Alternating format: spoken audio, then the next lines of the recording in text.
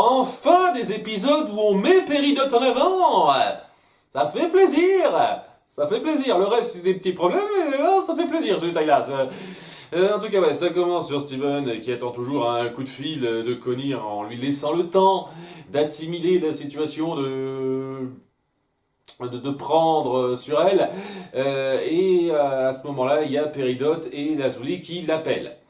Plusieurs jours après les événements, me semble-t-il, je veux dire, oui, ça fait quelques jours que c'est passé, quoi. Ça fait bien une semaine, un truc comme ça, et c'est que maintenant qu'elles se disent, tiens, on va prendre des nouvelles. Et quand je dis vraiment des nouvelles, elles savent pas du tout ce qui s'est passé. Elles savent juste qu'il est revenu, et puis elles sont restées dans leur coin, ils ont jamais discuté. C'est plus des gemmes de cristal intérimaire ou quoi que ce soit, c'est juste, on est dans le coin, on est des potes de passage à qui vous parlez de temps en temps. C'est ça, hein, c'est ça la Péridot et la Souli, vu comment nous le montrer, quoi. Et donc voilà, Steven leur explique. Parce qu'elle savait pas compris. Elle savait pas ce qui s'est passé. Donc il raconte ce qu'il a vécu lorsqu'il a été amené devant les Diamonds pour être jugé et tout et tout. Et il y a Lazuli qui commence à flipper parce que c'est signe que ça va amener la guerre sur Terre.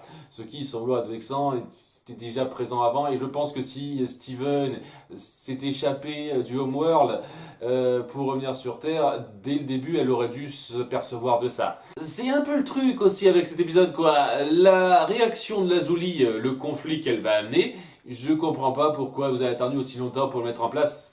Limite, elle aurait dû essayer de faire ça l'épisode juste après que Steven est revenu. Mais genre quoi, le soir même, quoi, Steven revient, paf, Lazuli est mise au courant, elle essaye de se barrer. Parce que voilà, le truc, c'est elle a peur maintenant du conflit qui risque d'arriver, la guerre qui va arriver sur Terre, et elle a pas envie de revivre ça. Parce que c'était une expérience traumatisante, encore plus que ce qu'elle a vécu avec Jasper dans l'absolu, puisque pendant plus de 5000 ans, elle a été un miroir. Ce qui est quand même assez grave, hein. Donc c'est tout à fait compréhensible, ça. Et c'est un truc vraiment que je peux pas renier une seconde à cet épisode, c'est que on appuie bien le traumatisme qu'elle a vécu, Lazuli, et même si elle prendra les mauvaises décisions, on voit totalement d'où elles sortent ces mauvaises décisions. Parce que voilà quoi, dès lors qu'elle commence à s'affoler, Steven vient les voir rapidement, et Lazuli se dit, tiens, on se barre, Péridot. On prend nos affaires, nos clics et nos claques, et on part dans l'espace où il n'y aura pas ce conflit. Mais Péridot dit, attends, et tout ce qu'on a ici, nos cassettes de je sais plus quelle série, les trucs qu'on a dans notre grange et tout, et c'est là qu'elle se dit, Lazuli, ok, tu sais quoi, j'ai d'eau, je transporte la grange, je vais dans l'espace ailleurs. Alors on peut faire ça tranquille, sans problème, cool, c'est pratique ça. Alors une fois de plus, elle est ultra puissante celle-là, elle est cheatée à mort. C'est lors qu'il y a de l'eau à côté. Alors, en tout cas voilà, elle veut se barrer. Et c'est à ce moment-là que c'est un chouïa repoussé sur le coup, alors qu'elle dit au revoir super rapidement à Steven. J'avoue que c'est un truc quand même un peu vache de sa part, quoi. Autant je comprends totalement ce qu'elle veut faire, autant pourquoi elle prend pas le temps de dire au revoir un peu à tout le monde? Je veux dire, elle fait un câlin rapidement à Steven, merci, au revoir. Quoi, elle veut tellement rusher les choses alors que, bon, il n'y a pas l'urgence à la minute tout de suite. Tu pourrais essayer de dire un peu adieu aux autres, non, tu t'en fous apparemment. C'est quelque chose, c'est le petit truc, hein, un peu gênant personnellement, mais bon. Bref, quoi, il y a un petit contretemps puisque Citrouille, donc leur petit chien, n'est pas à portée de vue. Et donc il faut le trouver avant de partir. Donc voilà, elle était prête à partir direct, mais il faut se séparer un petit peu pour faire ça. Et c'est là que Steven part dans son coin avec Péridot et il discute un petit peu de ce qui se passe en gros, hein, sur le fait que Lazuli vraiment elle était totalement flippée lorsqu'elle a appris que tu avais été capturé par le Homeworld. J'ai même essayé de faire certains trucs pour la décomplexer, la décompresser, et c'est là qu'elle mit un geste un peu bizarre.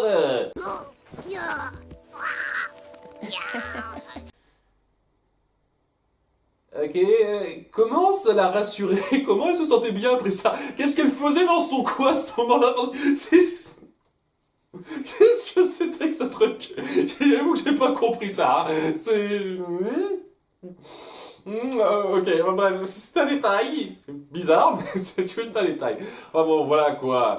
Dans leurs recherches, ils finissent par se rendre compte que Citrouille était tout simplement caché dans le champ juste à côté de la grange, et Peridot fait un petit peu le parallèle entre lui et elle, quoi, où il dit ouais, tu veux pas partir, mais c'est important, il faut suivre Lazuli, même si ça te plaît pas, il y a des choses que tu dois faire, tout ça, et voilà, Simone comprend qu'elle veut pas vraiment partir, Peridot non plus, et il l'encourage à lui parler face à face, ce qu'elle finit par faire avec un peu d'hésitation, hein, à nouveau, elle a du mal un petit peu à lancer ça, et c'est totalement compréhensible, parce que là, on sent qu'il y a une affection particulière qui s'est nouée entre celles-là, surtout hors champ malheureusement, j'aurais pas été contre qu'on le montre davantage, mais bon, on a préféré passer plus de temps sur des conneries du genre Ronaldo, c'est toujours sympa ça, enfin bon, voilà quoi, elle essaye de balancer le fait qu'elle ne veut pas partir. Elle s'est vraiment attachée à la terre et pas juste par rapport à la grange où elles sont passées du temps ensemble, mais vraiment tout le bloc, quoi.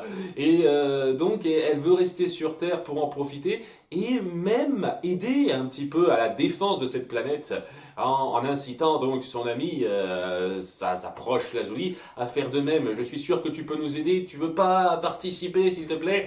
Et ça marche pas. Hein, elle a beau mettre tout son courage pour essayer de l'encourager, non, hein, Lazuli, non, ça va pas passer. Elle se dit, je veux pas vivre ça, je veux pas revivre une guerre, je veux pas être en plein milieu d'une guerre comme avant, et elle se barre toute seule avec la grange. Ce qui est salaud parce que bon quoi, il aurait pu laisser une partie des trucs, mais bon, bref, elle se barre toute seule dans l'espace avec la grange. Et c'est là que ça se termine avec Peridot qui reprend ses pénates à l'endroit de départ, c'est-à-dire la salle de bain de chez Steven. Ce qui est un petit retour aux sources, dira-t-on. Et voilà, c'est une fin assez amère une fois de plus où ouais, le courage a fait défaut à Lazuli. Ce qui est un petit peu du déjà vu, mais ça colle totalement à la mentalité qu'elle a, quoi. Je veux dire, c'est salaud ce qu'elle fait, mais avec le passé qu'on lui a montré et la mentalité dont elle fait preuve, on comprend totalement la raison derrière ça, derrière ces motivations-là. Même si c'est donc un peu slow de sa part, cette fin, elle est un peu méritée, elle est plutôt bien amenée, même si une fois de plus, oui, si ça aurait pas dû arriver une semaine après le retour de Steven, quoi, merde. Et puis il y a le problème que j'ai déjà déploré avant, se dire voilà, voilà, vous faites comme si de rien n'était.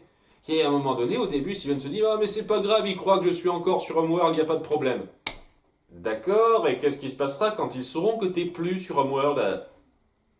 Tu t'en fous complètement de Lars maintenant? Parce que voilà, c'est un truc, j'espérais tellement qu'on rebondisse là-dessus, quoi. Qu'on montre assez vite, les proches essayent de parler directement à Lars, Steven qui réfléchirait à des solutions pour le sortir de là, des trucs comme ça, mais il s'en branle, il fait sa vie, il pense surtout à ah, Connie, elle me rappelle pas.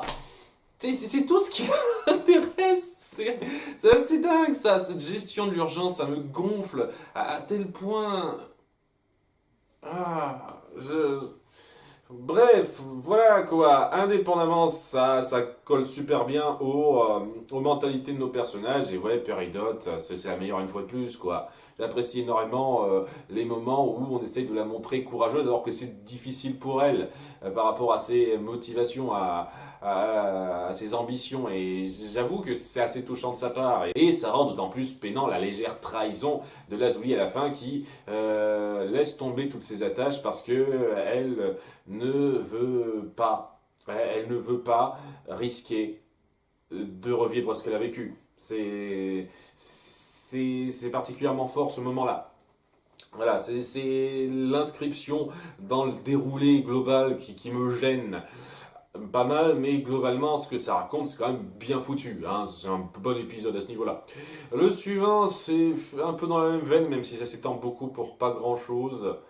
Je vais pas avoir énormément de choses à dire sur cet épisode-là, puisque bon, on va revenir sur comment se sent Peridot. Donc voilà, elle est super maussade après la trahison de son amie et le fait qu'elle est plus à sa grange avec laquelle elle a grandi.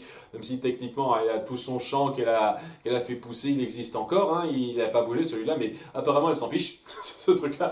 Je dis ça parce que c'est quand même un élément un petit peu important pour la suite, ça. Mais bon, ouais. Elle est pas bien. Et on a une introduction où honnêtement, visuellement, j'aurais deux, trois petits trucs à redire. Alors déjà, on voit Steven faire sa toilette parce que Quel est l'intérêt de montrer ça?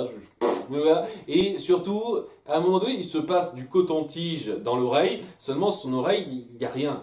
Je me pose une petite question, quoi. Les gars, si vous voulez être simpliste dans vos designs, pourquoi montrer un truc comme ça? Pourquoi montrer un gros plan de quelqu'un qui utilise du coton-tige s'il n'a pas d'oreille un tant soit peu détaillée, quoi? C'est quoi le but? Qu'est-ce que vous essayez de faire? C'est ridicule, quoi! Ça a l'air de rien, c'est trois fois rien, mais c'est juste pourquoi vous faites ça? Pourquoi vous montrez une connerie comme ça quand apparemment vous voulez pas vous donner la peine de faire dans le détail sur votre animation? C'est complètement con. Enfin bref. Et autre détail visuel qui m'a vraiment gêné, c'est la gueule qu'on donne à Péridot au début, quoi. Je veux dire, c'est une approche de série parodique où on force totalement l'expression, on change totalement les traits du visage à un niveau ridicule pour appuyer un état d'esprit et c'est... Je sais pas qu'est-ce que vous faites avec ça, moi je trouve ça juste moche, quoi.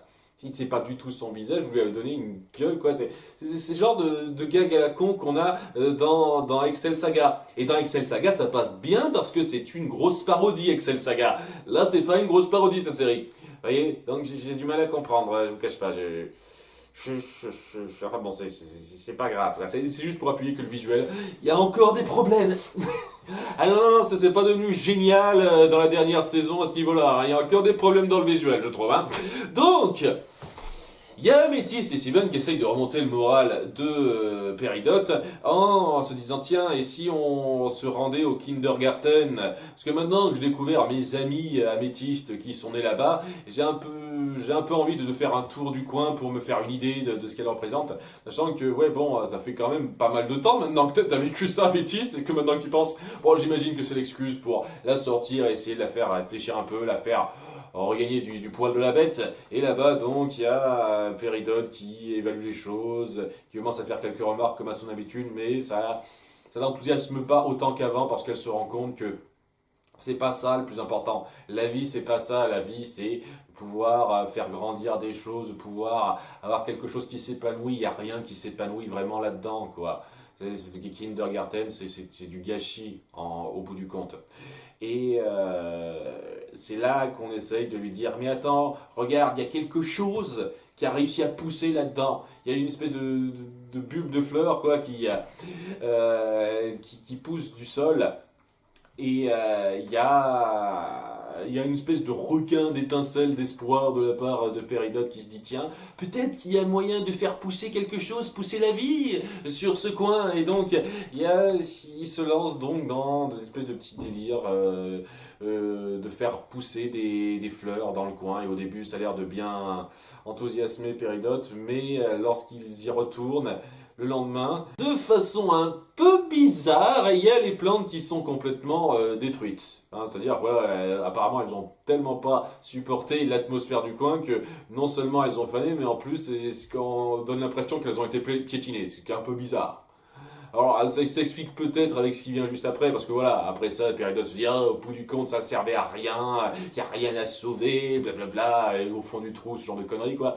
Et c'est là qu'elle se penche sur le bout de fleur qui reste, ouais, c'est juste quelqu'un qui veut pas se conformer à la juste valeur des choses, et essayer de piétiner ça un petit peu, mais c'est là que ça se révèle être une gemme corrompue. Une gemme corrompue qui est un monstre racine plante. Alors, je me suis jamais penché en détail là-dessus. Et il y a quand même deux, trois choses qui me chiffonnent un chouïa par rapport à la logique de corruption des gemmes, en fait. Mais bon, c'est pas grave, mais j'y suis moi un petit peu, quoi.